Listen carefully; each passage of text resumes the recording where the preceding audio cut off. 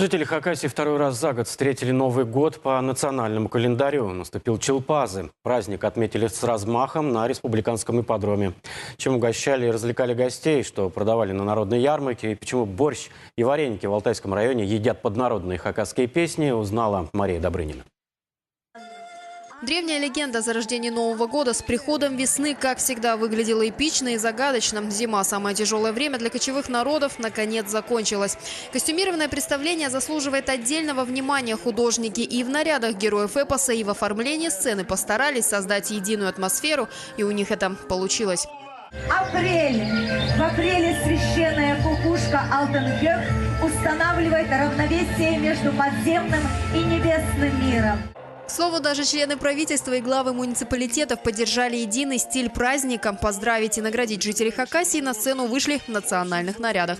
Медали за заслуги перед Отечеством второй степени в этом году получили несколько сотрудников СУЭК Хакасии. Также наградили работников культуры.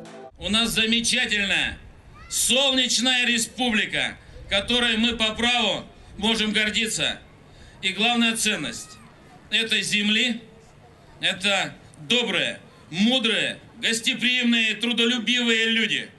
Чилпазы 2017 по сравнению с предыдущими годами стал самым многолюдным. Касается это не только нескольких сотен гостей, но и ансамблей, творческих коллективов, фермеров, ремесленников. Традиционно отличились районы республики, каждый представил свою культуру. Выделился Алтайский район, пожалуй, самый контрастный. Здесь довольно интересная дружба народов – украинцев и хакасов.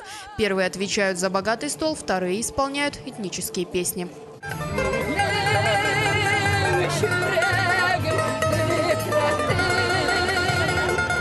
Вот так и живем, общаемся, выезжаем. Они на наши мероприятия, мы на их мероприятия. Объединяетесь, что-то придумываете, организовываете, готовите как? Конечно, список составляем, что приготовить, распределяем, кому что принести. Ну вот так. Насколько помню, не было таких каруселей, аттракционов. Нынче просто замечательно, с ребенком покатались.